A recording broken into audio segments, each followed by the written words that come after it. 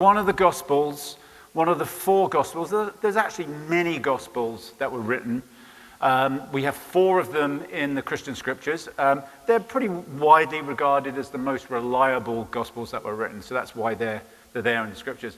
And we're looking at one each week as a way of looking at a different aspect of Jesus each time, because these writers, we don't know who any of the authors are, actually, because they're anonymous, but as pieces of literature.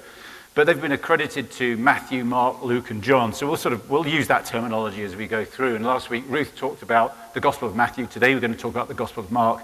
And each of these writers present things in a very different way, present Jesus. They're telling the same story, right? They're telling the story about a human being called Jesus of Nazareth, who's a historical figure, who, there's evidence of that outside the Bible as well. Not a huge amount, but there's evidence that Jesus of Nazareth existed in first century Palestine.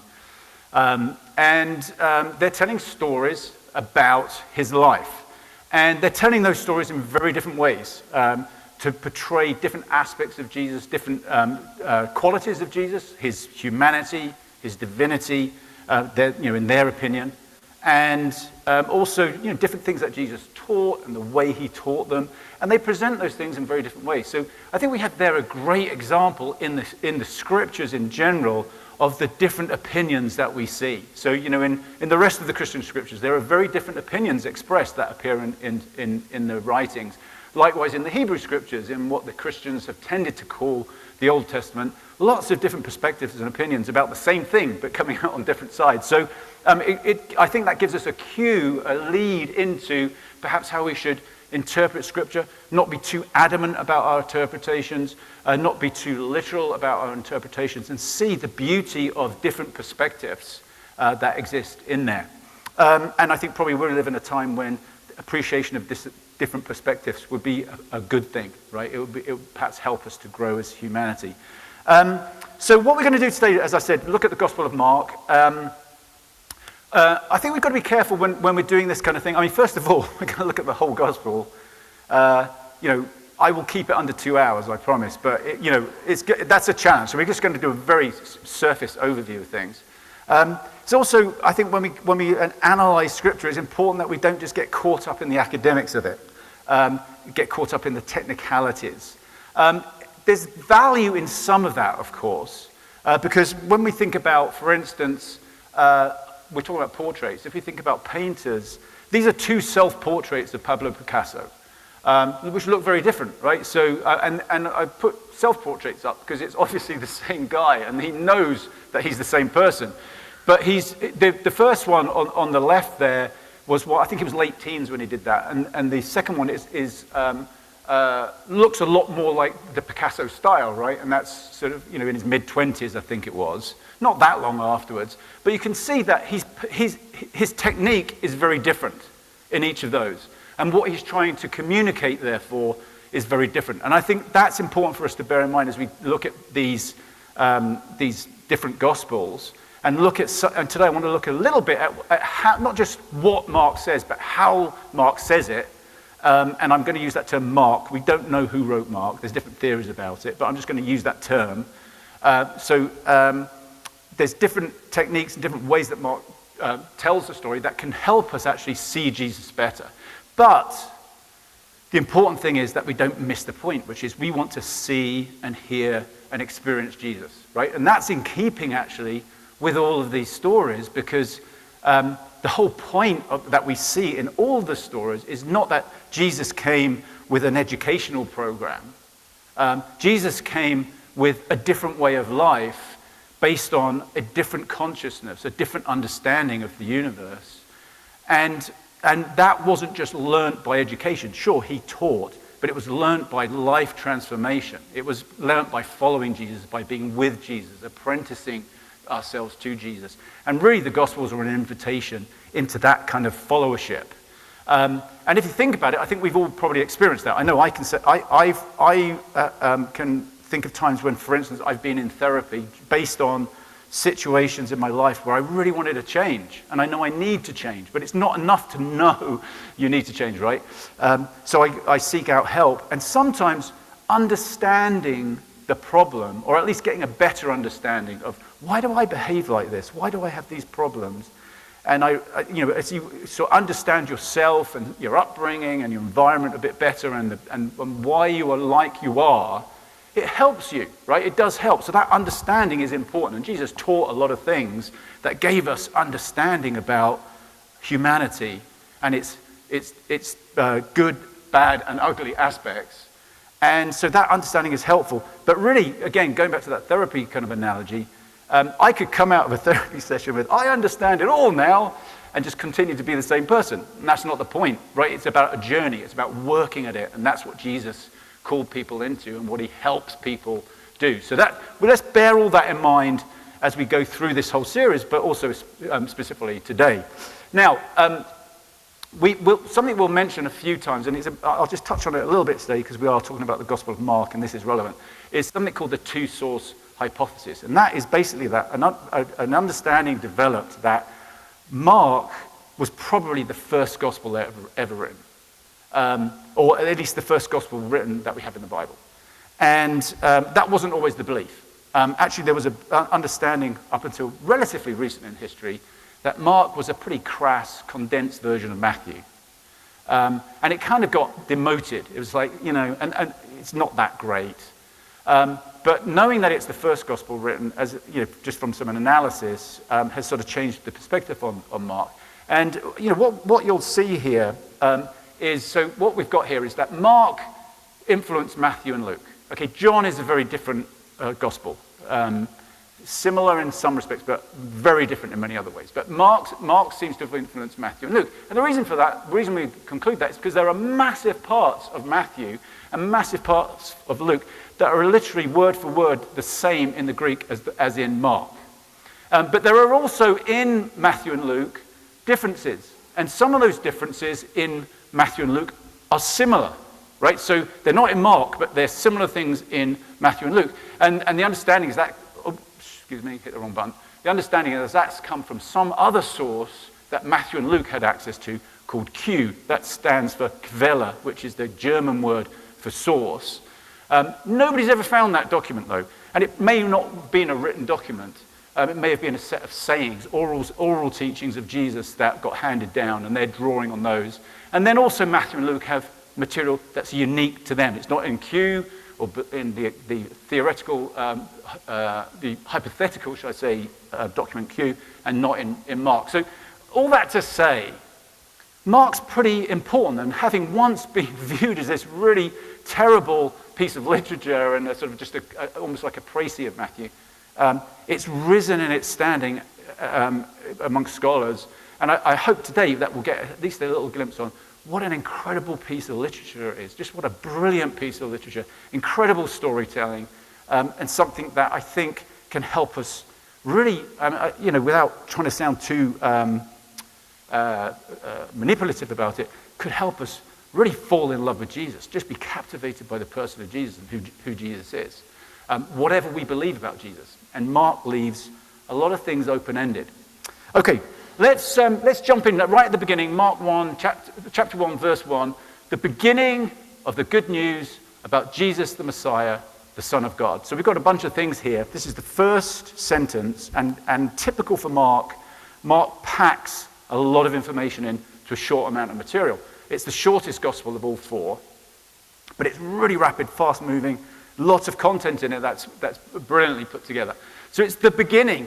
That word, arche in the Greek, is also at the beginning of the Greek translation of the Hebrew Scriptures. So it sort of echoes, in the beginning, God created, the first verse of Genesis. So we get this sense of, okay, this is something important. This is, I don't think the author's necessarily saying this is Scripture. We've made it Scripture since then, a few centuries later.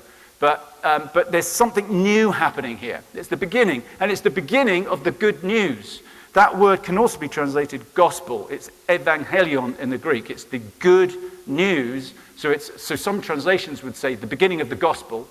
So it's the beginning of the good news about Jesus the Messiah, the Son of God. So we've got, Jesus the Messiah, that's saying a lot. The Son of God, that's saying a lot. Okay, so here is the author packing a load of information into the very start of this. Now, it begs the question, in some respects, or it raises the question, should I say, of the beginning of what exactly? Is this the beginning of a book? A piece of literature? Well, it is. But it also seems like it's the beginning of good news, depending on how we want to interpret that term, good news. It's the beginning of this new way of Jesus. So the inference here is this is the beginning of something, not just the beginning of a book, but the beginning of a new way of life. And in fact, we're being invited into that. So perhaps you could interpret this as the whole story that's about to be told is just the beginning. And in fact, the way the gospel ends is really an invitation into living that life of Jesus out beyond the end of the story. And here we are today doing our best to live that out, to live out this good news, to be the good news. So it has a sort of, again, some ambiguity in it, I think, that invites us into the story. It also begs the question, what do we mean by gospel? Is gospel writing, or is it, the Gospels, Matthew, Mark, Luke, and John, or is it something else? And I think it's both, right? We call these writings gospel, but we also recognize that it's about a way of life. The gospel is the good news of Jesus, that God loves us, that there's another way to live, that love can triumph over fear, that light can triumph over darkness. So that is something we'll explore throughout this series, and also actually into the series after this one. Okay, so let's think a little bit about, in light of that, the literary issues. I said we'd do a little bit of analysis, excuse me, to give us some insight. The first one is this, we're talking about, from a literary point of view, so let's look at this as a piece of literature. It's a gospel, right? And that begs the question, what is a gospel? Why have we called these things gospels? And there's something different about this writing, right? It's not just biographical. It certainly is biographical, but it's not just that. It's not just historical. The way Mark writes the story is not necessarily even chronological, but it's not necessarily written like history in this really objective way. There's mythological aspects to it, right? Apocalyptic aspects to it. It's written in a way that some of the Greek mythology was written. And so it's this mixture of things. And we've got to be careful that we don't just make it biography, don't just make it history, don't just make it mythology. We could make it, it's mythology. And then that kind of might detract from some of the historicity and the biographical nature of it. But if we only make it history, then we have to take it all literally, and that's not necessarily going to help us either. So we've got to hold it together as this new genre of literature, really, called gospel, and read it for what it is. And there's something about that is very unique, right? So there's something. This kind of literature hasn't appeared before. It's unique in the way it's put together. It's the genre, but it's also unique in that Mark is writing about, and let's remember, probably writing for the first time. So Matthew and Luke write in a similar kind of way, but they got it from Mark, if you like. Mark is writing about the little people, and nobody's written about the little people before. These are people who are inconsequential people in the normal run of life, and they've only ever been written about before in comedic terms, for comedic value. But here is Mark making a big deal about these average normal people like you and me, and the significance of their lives, and the significance, in fact, of someone called Jesus of Nazareth, because he came from Nazareth, and came from a very, very lowly background. There's nothing like that before. Never before has there been such a focus on the death, a prolonged focus on the death of a hero in literature. Perhaps in the Iliad, the focus on Hector's death. Some would say, well, that was the biggest focus on death of a hero up until that point. But here, 6 of the 16 chapters of Mark are devoted to the tortuous, excruciating, tragic death of Jesus. We'll talk about that more in a second. So it's unique. There's something very unique about this. The language and grammar As I mentioned before, Mark was viewed as kind of a crass précis of Matthew and not very great language and grammar. Well, probably true. It's written in Koine Greek. It's not written in classical Greek. But, he's not the first person, assume he's a male author, he's not the first person to write in Koine Greek. But it's interesting that for such an important topic, he's talking about Jesus the Messiah, Jesus the Son of God, pretty high topic. The author is not writing in Greek, in classical Greek, but in Koine Greek, everyday Greek. It's written in everyday Greek for everyday people like you and me, about everyday people. And Matthew and Luke follow that suit. And some of the grammar is not that fantastic. Some of the language isn't that high class. But that's okay. Some of the criticisms of it would be that it was written, like Mark changes tense a lot. So Mark goes like, we were walking along by the lake. There's a storm. We're really afraid. So he switches from past tense into present tense. And scholars would sort of look at that as, oh, this is really bad grammar. But if you think about it from a storytelling point of view, that's pretty genius, right? Suddenly, it's history, and then we're in the moment, and we're in the boat with Jesus, or we're out on the lake with Jesus. So it's depends what way you look at it. It's either clumsy or it's brilliant storytelling. There's lots of a technical term here, parataxis versus hypotaxis. Mark puts lots of clauses, lots of stories, lots of sentences back to back together. It's really fast paced, really rapid movement. And parataxis means just clauses put together. So it would be, let's use an example that is not from the Gospel of Mark, but I'll include Jesus in it. Jesus was sad. The party ended. Right? That's parataxis. That's two clauses put together. They're not really connected. We don't know how they're connected. Or they're connected, but we don't know how. Hypotaxis would be explaining the dependency of clauses on one another. So it could be, because Jesus was sad, the party ended. Right? So we know the party ended because Jesus was sad. One is dependent on the other. Or it could be, Jesus was sad because the party ended. Right? Which has a very different meaning. But the way those are expressed, the way it's expressed changes the meaning. Whereas with Mark, it worked for us. So we get lots of things put together, and we see things, if we want to, as clumsy or just, why is that running into that? Or we see it as great storytelling because it's drawing us in. We have to make our own conclusions, draw our own conclusions in a lot of the ambiguity that we see in Mark. Same with Mark's narrative technique. Moving quickly through things, using all sorts of constructs to make the story really interesting, maybe at the expense at times of grammar and syntax, but this is a brilliantly told story, in my view, the way that it's all put together. Okay, let's move on. So what are some of the major narrative themes in Mark? Okay, we're not going to be able to dig down really deep into any of these, but Jesus is a powerful, authoritative Messiah and Son of God. Okay, so we sort of heard that at the beginning, Jesus, the Messiah, the Son of God.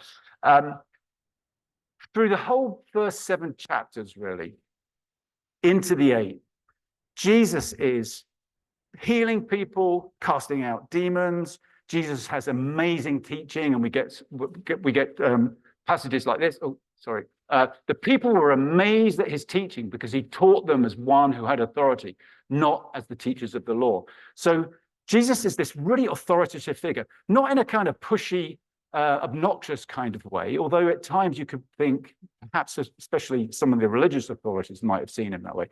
But Jesus is just bringing a new order. Jesus doesn't seem afraid. Jesus has this gravitas about him that's really cool.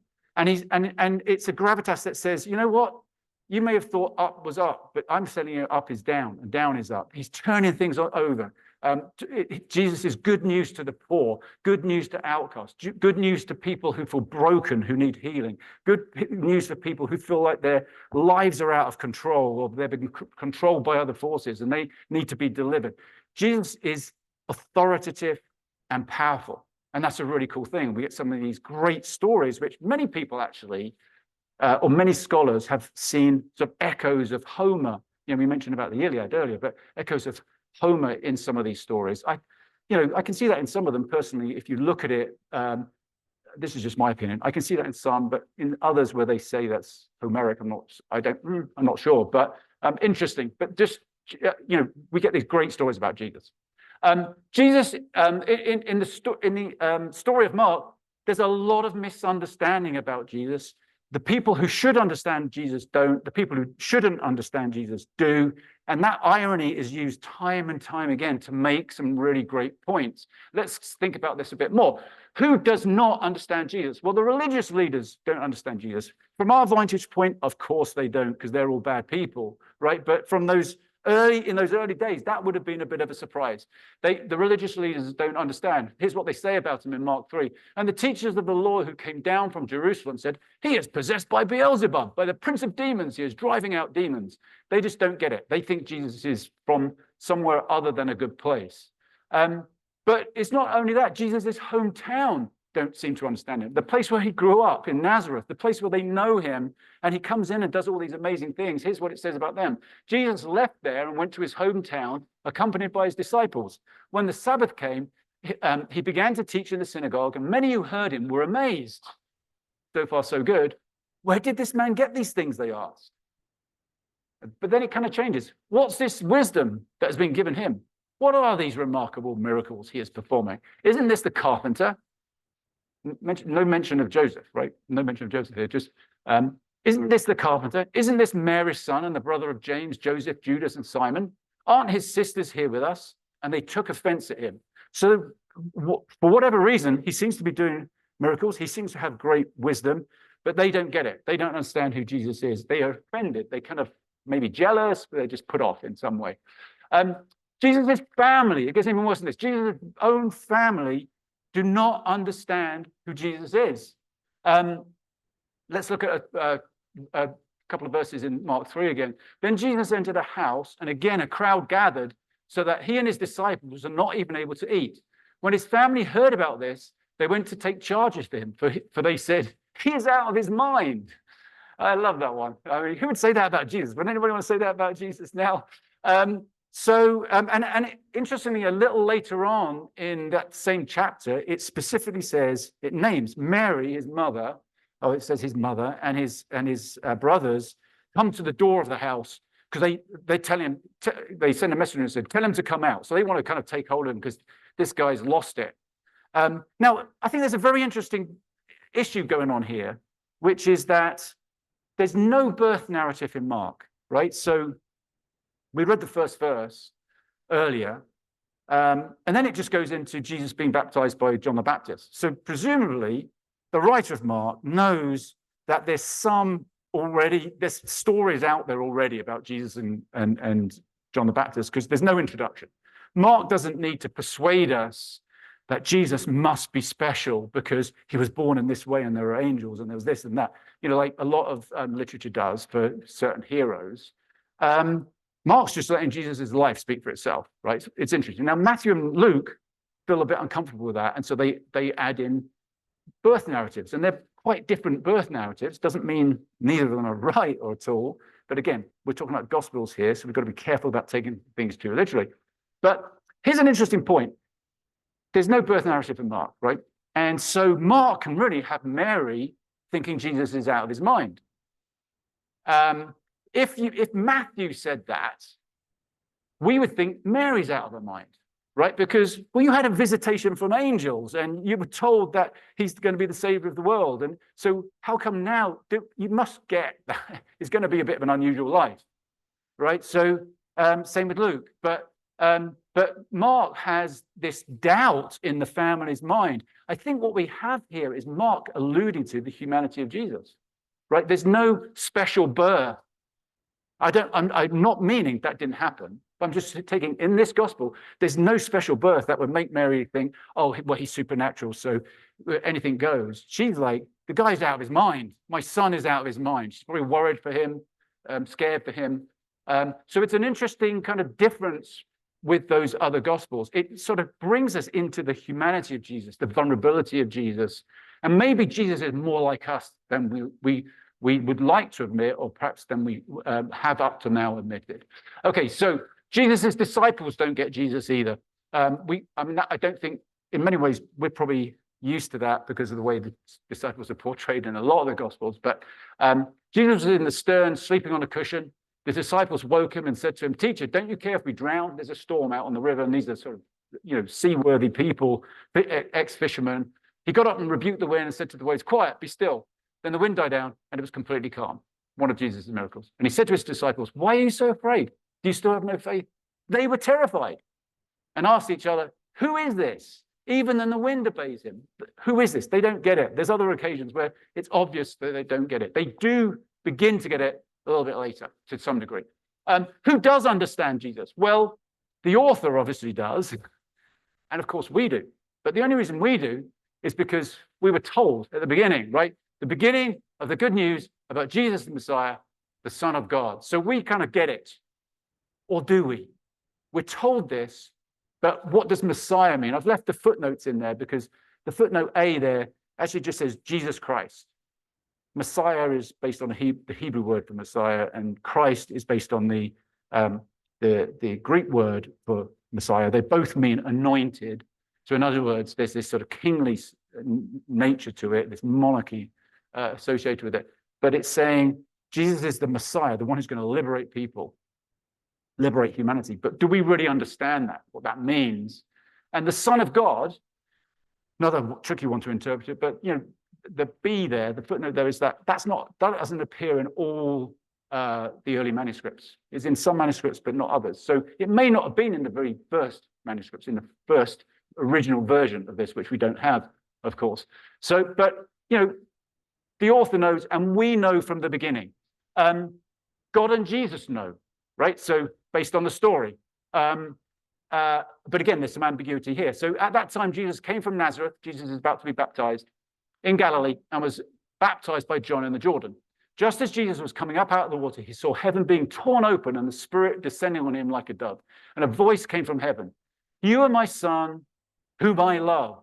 With you I am well pleased." This is slightly different to Matthew's version of this. It's similar to Luke's, but in Matthew it says, "This is my beloved Son, in him I am well pleased." It's third person. It's as though the people around hear that voice. But here it's, you are my Son, whom I love. With you I am well pleased. So it may be that Mark is trying to tell us not everybody hears this. This is a voice for Jesus. It's second person, and but Jesus knows. I mean, if I heard a voice from heaven saying that, I think, oh, that I must be the son of God. Then I've never heard that. Not since I've been taking my meds. I haven't heard that voice. No, I'm kidding. So Jesus is in the know, but again, is he? Because there's some vulnerability, some doubt, some fear that we see in Jesus as the story progresses. The demons know that Jesus is the Son of God. I mean, we won't read that one, but when Jesus casts demons out, they always say, "You are Jesus, the Son of God. You're the Holy One, the Son of the Most High," that kind of thing. And Jesus says, "Stop! Don't say that." The centurion, his executioner, so the pagan person, Roman centurion that executes him, says with a loud cry, "Jesus breathed his last. The curtain of the temple was torn in two. Jesus is dying." And when the centurion who stood there in front of Jesus saw how he died, he said, "Surely this man was the Son of God." So there's irony in this, that the person who gets it is the one who killed him, or at least supervised the execution, who is from a pagan background. And Mark probably was written in the 60s of the first century, at a time when the followers of Jesus were being persecuted, and persecuted by Rome. So this is like an affront in some respects. You were not expecting this. Okay, so there's a lot of misunderstanding about Jesus, and that's led to this term, the messianic secret, right? The messianic secret, which is Jesus seems to keep his identity secret. Why don't you just tell people who you are? Jesus is always keeping it secret, and the inference is Jesus is creating mystery, or at least the way the story is told is creating mystery that draws us in. We want to know more. We want to understand better. And some of the people around him are drawn in and want to understand better. But Jesus is, when demons are cast out, he says, "Don't be quiet. Don't tell people who I am." When he heals people, he says, "Don't go and tell anybody else." Of course, they all go off and tell everybody else. And it might be, reverse marketing on Jesus' part. I don't know whether that existed then. So if I tell them not to say anything, they're bound to go out and say something. I doubt that. Personally, that's just my opinion. But it's more perhaps to do with this. Jesus' teaching is a little bit cryptic. He teaches in parables. And he was saying, he who has ears to hear, let him hear. Okay, so Jesus tells a parable. It's the parable of the sower. He says, he that has ears to hear, let him hear. So, okay, that's sort of got it. As soon as he was alone, his followers, along with the 12 disciples, began asking him about the parables. They don't get it. So there are these insiders who don't understand what he's teaching. And he was saying to them, to you has been given the mystery of the kingdom of God. But for those who are on the outside, everything comes in parables. Bit of irony there, right? He's saying the mysteries, perhaps he's saying the mystery has been revealed to you. Well, they obviously don't get it because they're asking this question in secret afterwards because they're a bit embarrassed to ask it in public. But perhaps he means he's the mystery. To you has been given the mystery. So you are with the mystery. That's how you begin to understand the mystery. Perhaps Jesus means that. But he goes on to quote Isaiah and says, so that while seeing, they may see and not perceive. And while hearing, they may hear and not understand. Otherwise, they might return and it would be forgiven them. So Jesus is quoting the prophet Isaiah here. I think he's quoting Isaiah in an ironic kind of way. I don't think Jesus is saying, my intention here is that nobody understands what I'm talking about, so they all go to hell, right? I don't think Jesus means that. I think what Jesus is saying is, you know, if you're not tuned in, if you're like, you know, if you are married to your religious ideology, if you're married to your theology, if you're married to your politics, if you're married to your dysfunction, if you're married to money, if you're not going to understand what I'm talking about. But if you're vulnerable and if you let some things go and if you let your guard down, you might hear and understand. This is this new consciousness or this different consciousness that Jesus is talking about. And I think what Jesus means here is you've got to lean in to hear. If you're like, I'm not sure about that. I'm not really that. Yeah, he's not really up to much. Then you're probably not going to hear. But if you're like, oh, this sounds like, this is really interesting, you're going to hear. Okay, so what else do we have? So we have another overarching theme is, this isn't really a theme, it's a moment. There's a turning point of enlightenment. So Jesus is doing all these miracles, and Jesus is a really powerful person with huge gravitas, who's totally misunderstood. But then the disciples get it, right? And there's this turning point in Mark chapter 8, which is a crucial part of the story. Jesus and his disciples went on to villages around Caesarea Philippi. On the way, he asked them, who do people say I am? They replied, some say John the Baptist, others say Elijah, and still others one of the prophets. They don't get it. But what about you, he asked. Who do you say I am? And Peter answered, you are the Messiah. So Peter gets it, finally gets it. There's lots of great literary ways in which the author brings us to that point where Jesus says, you are the Messiah. Interestingly, Jesus warned them not to tell anyone about him. So he's still got that secrecy thing going on. But the disciples seem to finally get it. Jesus goes on to then define messiahship. So he says, he then began to teach them, this is immediately after that passage, that the Son of Man must suffer many things and be rejected by the elders, the chief priests and the teachers of the law, and that he must be killed and after 3 days rise again. He spoke plainly about this.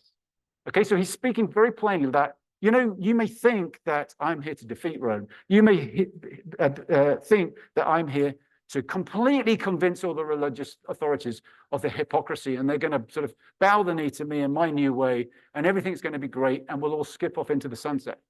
He's not saying that at all. Perhaps that's what they were thinking. That's the misunderstanding. Peter took him aside. So Peter brings him and began to rebuke him, which is great for somebody who was afraid in the boat, right? Jesus, you don't know what you're talking about. He's just been sat in a boat and Jesus says, stop wind, stop that, you know. So again, a bit of irony here. Get behind me, Satan, he said. This is Jesus to Peter. You do not have in mind the concerns of God, but merely human concerns. So this sounds a little bit harsh on Jesus' point of view. Get behind me, Satan. If I said that to anybody here, I think you'd be offended, and rightly so. I would feel the same way if you did it to me. But I think actually what we have here is the vulnerability of Jesus. Here is Jesus recognizing that they want to make him king, right? Peter's saying, we get more detail in other gospels. Peter's saying, I'll stay with you forever. We're gonna take them. We can take them. Come on, Jesus, we can do it. And Jesus is realizing, I think, oh, there's a big part of me that wants to do that. That sounds really tempting. None of the temptation stories are in Mark. But here is Jesus saying, get behind me, Satan, the accuser, the trickster.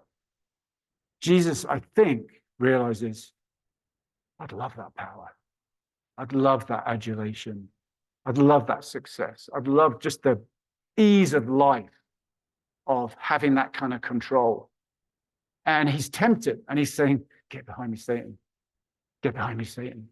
And I think we all face those kind of moments in our own lives, right? We all face those. And here's Jesus just holding ground, refusing to give in.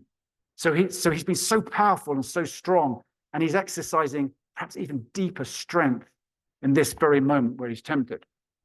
Then he called to the crowd to him, along with his disciples, and said, whoever wants to be my disciple must deny themselves and take up their cross and follow me. For whoever wants to save their life will lose it. But whoever loses their life for me and for the gospel will save it. So what Jesus is saying here, so much we could say about this, but let's just say, he's just saying, I'm going to suffer. And if you want to follow me, you're going to suffer. And it's not like choose to suffer for the sake of it.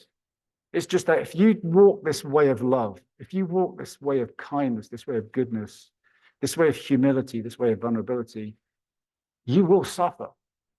It's not necessarily your fault. Some suffering is our fault, but a lot of suffering is not our fault. It's from doing the right thing. It's from living the kind of life that Jesus wanted us to live. And I think the readers who were suffering at the time of that this literature was written would have taken great heart from that, because they can identify with Jesus. Jesus isn't some kind of triumphant hero who was validated and vindicated, and is finally wins the day. Jesus suffered, and that takes us to our penultimate point, really. The Messiah is one who suffers for the sake of love, and this is the new. So when Peter says, "You're the Messiah," okay, that's understanding, but his understanding of what Messiahship is still totally wrong. Jesus is saying, being the Messiah means I'm going to suffer, and what follows on from there in the remaining half of the book is really hard to read. If we read it kind of with fresh eyes and fresh ears, fresh minds, it's really hard to read, because this is the first of 3 death predictions that Jesus makes, what we just read. Jesus suffers. Jesus is abandoned. Jesus is betrayed. Jesus cries out, "Oh God, take this suffering away from me." Twice he specifically prays, "Take this cup from me, take this cup of suffering from me." But then says, but not my will, but your will be done. It's just the level of suffering is really intense, and it culminates in Jesus dying, right? And some people have said Mark is basically a narrative of the passion of Jesus, the suffering and death of Jesus, with a very long introduction, because 6 chapters are devoted, the last 6 chapters out, 16, really 15 and a half, are devoted to the death of Jesus. And it's an excruciating death. He's falsely condemned, falsely accused, falsely convicted, falsely condemned, and brutally executed. And at the end, so Jesus is suffering and has fear and anxiety, which I think we can relate to. And at the end, he's on the cross, and there's one saying from the cross in Mark, and it's the last words that Jesus says in the whole book. If you exclude the ending of Mark that's in our Bibles, that was added on later, and every Bible will have a footnote about that. But the ending is so abrupt and so mysterious that somebody added something on at the end to make it a little bit more palatable. But if we take the original version, the last words Jesus says are, my God, why have you forsaken me?" Those are the last words. They're not very hopeful, uplifting words, right? They're not triumphant words. They're words that I think reflect the vulnerability the humanity, the fear, the doubt of Jesus, right? So Jesus, we said earlier, Jesus knows who he is, but that gets challenged throughout this whole story. And Jesus at the end there still goes through with it all, but is this really vulnerable, lonely figure. And again, I think we can probably all identify with that. I think the early readers would have identified with that. And something has happened beyond the death of Jesus to make people feel like this is not the end. This is not the end. And the way the gospel ends, well, firstly, we have that verse again of Jesus breathing his last, and the centurion says he's the Son of God. But then it goes on to say, in the last few verses, the women go to the tomb to put spices in the tomb around the body. Don't be alarmed. There was a man dressed in white at the tomb. Don't be alarmed. You are looking for Jesus the Nazarene, who was crucified. He has risen. He is not here. See the place where they laid him. But go tell his disciples and Peter especially, because Peter denied Jesus. Go tell his disciples and Peter, he is going ahead of you into Galilee. There you will see him, just as he told you. Trembling and bewildered, these are the last words of the narrative. Trembling and bewildered, the women went out and fled from the tomb. They said nothing to anyone because they were afraid. It ends with fear and irony, right? They said nothing to anyone. Well, they must have done, because we're reading about it, right? And what they said and what transpires after that is not narrated. The resurrection isn't narrated. The appearance of Jesus is not narrated. Mark leaves us hanging, saying, go to Galilee. In other words, go back to the beginning.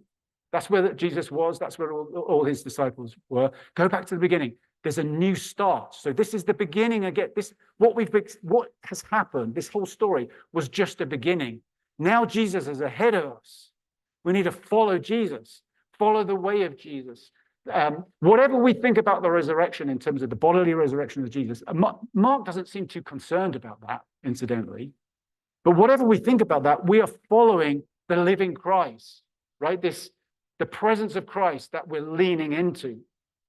And that's something I think that all of us can be challenged by. As we read this story, we can be drawn into that kind of response, that kind of followership. And so to wrap up here, what is Mark showing and telling and asking us? What's the portrait that Mark is painting for us of Jesus and about Jesus? Jesus is a mystery to be pursued and deciphered. We don't get it all. We don't understand it. And if we're struggling with it, that's okay. That's good. Like, it's a mystery. It's not easy.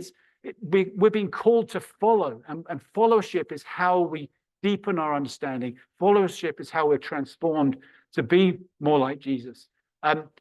So let's follow. Let's do that. That's the challenge. Beware the presumptuousness of being an insider. We probably all feel like insiders, especially in a community where we tend to agree with one another and have similar perspectives. Well, at least we're not those conservative evangelicals. At least we're not this, that, and the other, right? So we tend to think that we understand Jesus, and we kind of make Jesus in our own image, if you like. We paint our own portrait. Mark's gospel is saying, be very, very careful about that. And remember, Mark is speaking to people who were probably being oppressed and persecuted in very violent ways. And Mark surprises them with some of the storytelling about some of the people that would have been sort of common enemies at the time. There's a total redefinition of messiahship, right? A total redefinition.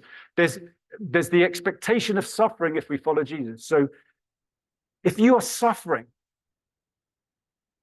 it doesn't mean you're a failure. It doesn't mean it's your fault. It doesn't mean it's the end, right? We're in good company with Jesus. We can take solace from Jesus. Some of our suffering may be very personal. Some of our fear may be very personal. We're afraid of the future. We're afraid of the situation we're in. We're afraid of the relational circumstances we're in. It may be bigger than that, or broader, not necessarily in importance, but broader. It may be we're afraid of What's going on in our country? What does the future hold? What does the future hold for the world? You know, what we're hearing is, okay, suffering is normal, right? Anxiety and fear is normal, but we can follow Jesus into the future. We can follow Jesus who's going ahead of us, because only love can win the day. That's the real message of Mark. And we're going to close here with communion. So we do this every week, but and the band can come up and we'll sing another couple of songs. But we celebrate communion with gluten-free crackers and fruit juice. We have them at the front here and in the middle. Just check out your flyer when you came in to get a bit more information about how we go about this, and also some of the information about some of the other stations around the room. So we just kind of a moment where we have an opportunity to respond to what we've heard or just what's going on in our lives at the moment in a very personal way. And maybe we can just put the lights down a second, Greg. Let's just, before we come and take communion, let's just quieten our hearts, as we often do here, and close our eyes. And kind of immerse ourselves in that story, the big story that we just heard about, far-reaching, all sorts of implications. But just sink into that story. And let's open our hearts to experience, to feel the presence of Christ, the presence of Jesus, the strength in weakness,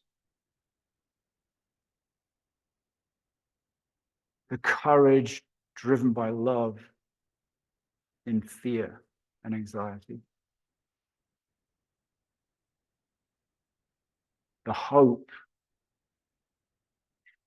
that this is not the end. Whatever we're going through right now, whatever our country is going through, whatever the world is going through, Jesus is ahead of us. This is not the end. Let's just feel the presence of Christ for a moment.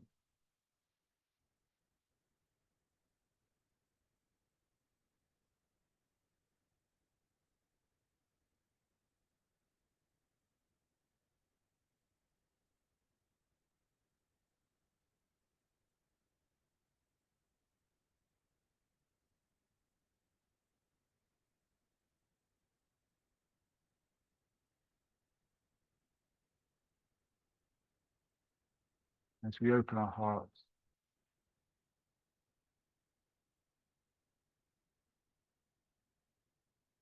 let's move towards Jesus, into Galilee, into our home towns, into our home situations, into our home workplaces, into our familiar everyday worlds. Let's follow Jesus into all that often difficult space.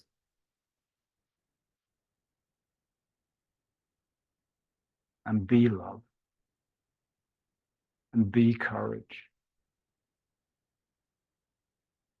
And be hope.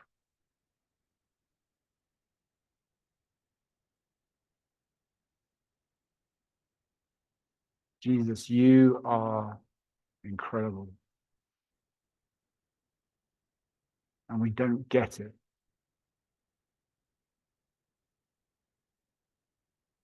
And we don't need to. But you are incredible. Let your love captivate our hearts again and again and again. May it transform us. And may it help us to bring transformation, to bring healing, to bring hope into our world. So as we eat the crackers and the juice and drink the juice, we're remembering Jesus. So we're just identifying with Jesus. So let's identify with Jesus now. So please come forward whenever you're ready.